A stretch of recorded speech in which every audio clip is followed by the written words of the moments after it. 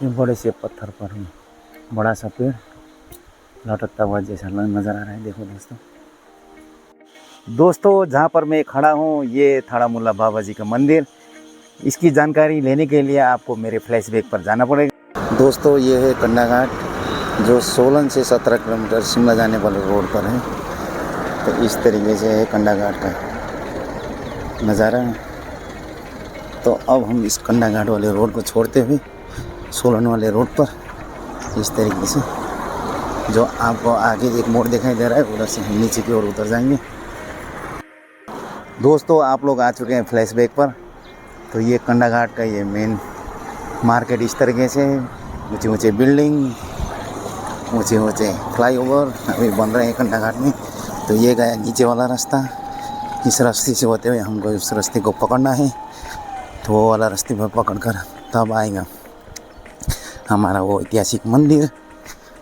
जो ये फ्लाईओवर बन रहा है, यहाँ से मैं नीचे की ओर उतर चुका हूँ। इस रास्ते पर छोटा सा ट्रैक जा रहा है। इस थाड़ामुल्ला बाबा जी के जाने का रास्ता ये है ना सर? थाड़ा। तो अभी बस थाड़ामुल्ला बाबा की ओर जाने के लिए मुझे रास्ता मिल चुका है। काफ़ी अच्छे अच्छे मकान बने हुए हैं। जब आप उस फ्लाईओवर से उतरेंगे तो नीचे कुछ मकानों के बाद थोड़ी देर के बाद आपको ऐसा वाला ट्रैक नज़र आएगा। तो ये जाएगा हमारे थाड़ामुल्ला बाबा जी की ओर। बीच बीच में ऐसे बैठने का स्थान भी बनाया गया है, देख सकते हैं आप दोस्तों। तो देख सकते हैं दोस्तों, इस रास्ते पर मैं अकेला ही चल रहा हूँ। तो इस जंगलों के बीच में कहीं जाकर है हमारे थाड़ामुल्ला बाबा जी का स्थान। तो चलते हैं उस ओर।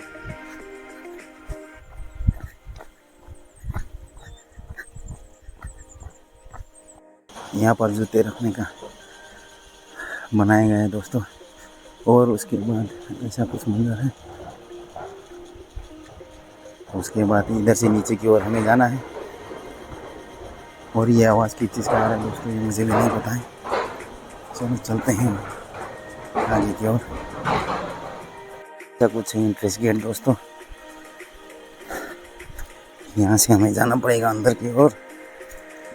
जय हो थाड़ामुल्ला बाबा की जय हो। ये है आगे का मंजर। जय हो जय हो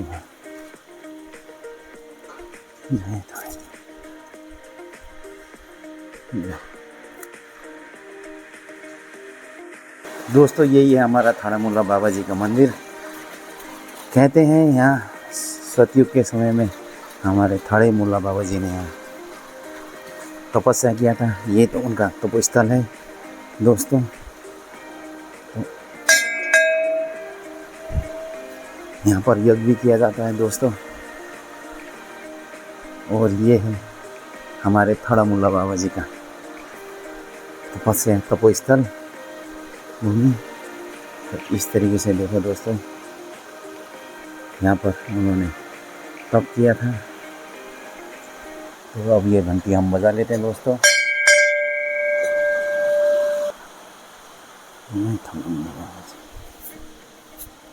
जय धाम।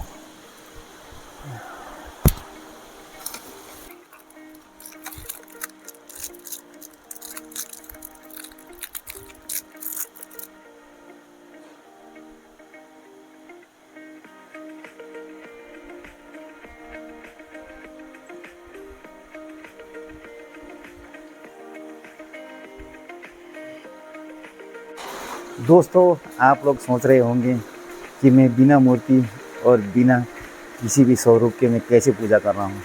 तो दोस्तों ये है हमारा थाड़ामुल्ला बाबा जी का मंदिर, जहाँ पर कोई मूर्ति का पूजा नहीं होता है।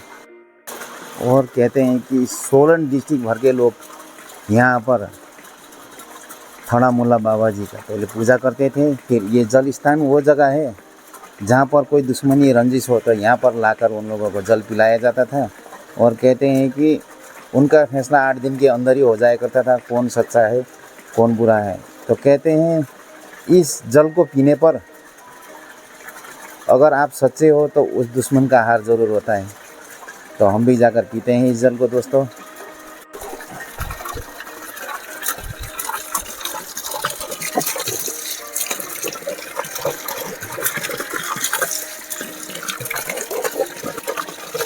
इस जल को पीकर अपने दुश्मन का नाम लिया जाए। अगर आप सच्चे दिल से ईमानदार हो या फिर आप में सच्चा निष्ठा हो तो उस दुश्मन का ज़रूर कुछ ना कुछ घटता है बोलकर दोस्तों।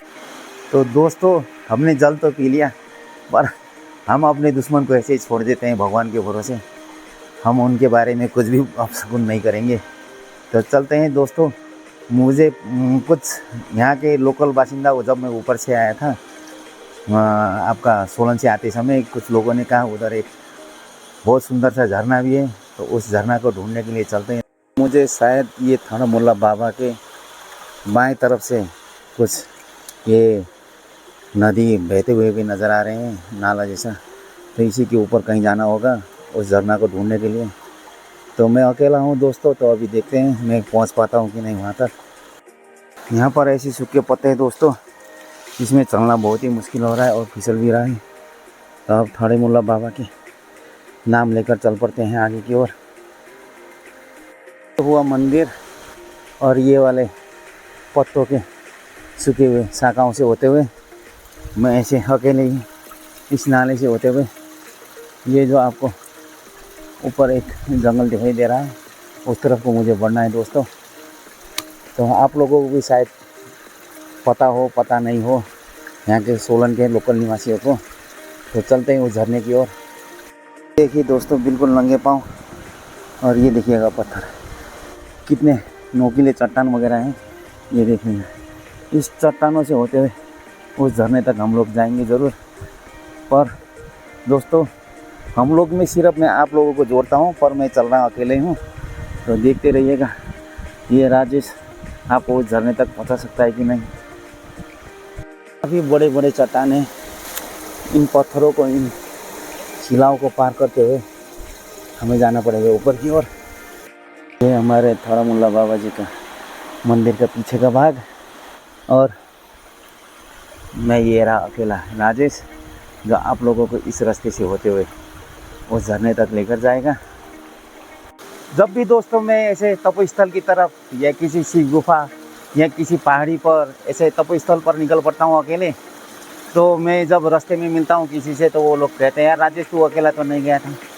मैं कहता हूँ कि मैं इंडियन आर्मी का सोल्जर हूँ, मुझे किस बात का डर, और साथ में भगवान भी है। कहते हैं आप मेरे चारों तरफ अभी कोई भी नहीं है, तो अभी हमें इस नदी से या नाले से होते हुए हमको उस झरने की तरफ जाना है।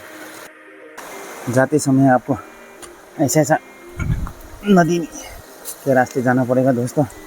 वो देखिएगा बीच में आपको, ये जंगलों के बीच में से आपको एक गुफा जैसा भी दिखाई दे रहा होगा।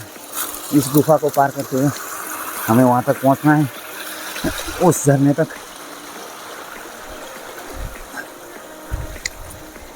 देखो कितना पवित्र स्थल है, अपने आप इसे झाड़ियों के वो बने हुए दिखाई दे रहे हैं।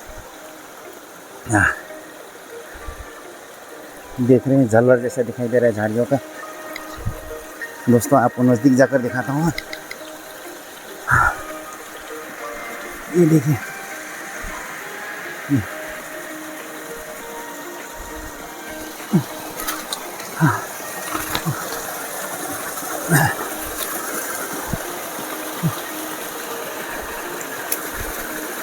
इस नदी नालों में मैं अकेला ही चल रहा हूँ। अगर कोई जानवर भी आ गया ना दोस्तों, तो खतरे से खाली नहीं, और उधर तक पहुँचना ही पड़ेगा दोस्तों।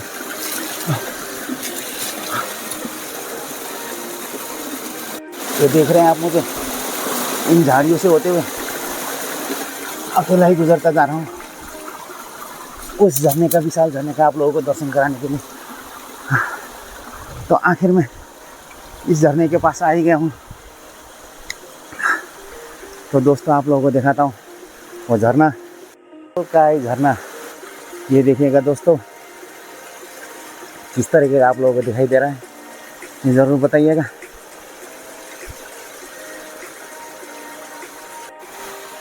आखिर में अकेला ही सही दोस्तों, पर मैं थड़ा मुल्ला बाबा जी के झरने के पास में पहुंच ही गया। तो ये देखिए दोस्तों कितना बड़ा झरना है, तो आप देख ही रहे होंगे। तो देखिए दोस्तों कितना मोती की तरह इसमें से पानी की बूंदें उतर रही है। बिल्कुल नज़दीक से देखिएगा दोस्तों कितना विशालकाय झरना है ये।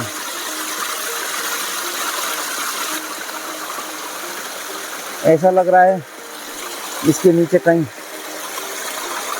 कहीं जाने का गुफा भी बना हुआ है दोस्तों। तो थड़ा मुल्ला बाबा जी की जय हो। शांत एकांत जंगलों के बीच में थड़ा मुल्ला का बाबा जी के तपोस्थल के पास ये झरना, मोती की तरह गिरता हुआ ये पानी देखिए दोस्तों। जैसे लग रहा है ऐसे कि मैं इधर ही बस जाऊं, पर दोस्तों अपने घर परिवार और सभी बंधुओं के साथ रहने के कारण मैं इस तपोस्थल पर बैठ तो नहीं सकता हूं दोस्तों, और आप लोगों को दर्शन करा सकता हूं दोस्तों। इस थड़ा मुल्ला बाबा जी के बारे में और इस झरने के विषय में आप लोग कुछ भी जानते हो तो इस कमेंट में ज़रूर बताइएगा, और इस फौजी भाई को ज़्यादा से ज़्यादा लाइक और शेयर कीजिएगा दोस्तों, और नए होने पर सब्सक्राइब जरूर कीजिएगा। आपका ये फौजी दोस्त ऐसे ही घुमाता रहेगा नई नई जगहों पर दोस्तों। झरना हो गया, और ऐसे तंग रास्ते ऐसे नदी के गलियारों से होते हुए मैं आप लोगों को लेकर आया था। तो अब इसी रास्ते से अभी फिर जाना पड़ेगा हमें दोस्तों। तो चलते हैं एक बार फिर विदा ले। जय हो।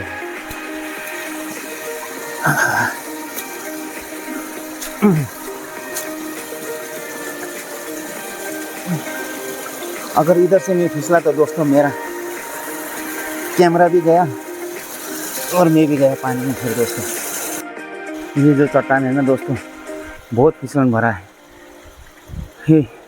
इधर से मेरे से उतरा नहीं गया और कैमरा मेरे जेब में रखना पड़ा, क्योंकि दोस्तों टूट भी सकता है। एक तो मैं अपने आप को बचाऊं कि कैमरा को बचाव हो रहा है, और इस रास्ते से आया फिर मैं। देख सकते हो दोस्तों कितना फिसलन भरा हुआ है ये पत्थर, ये चट्टान। तो चलते हैं अब।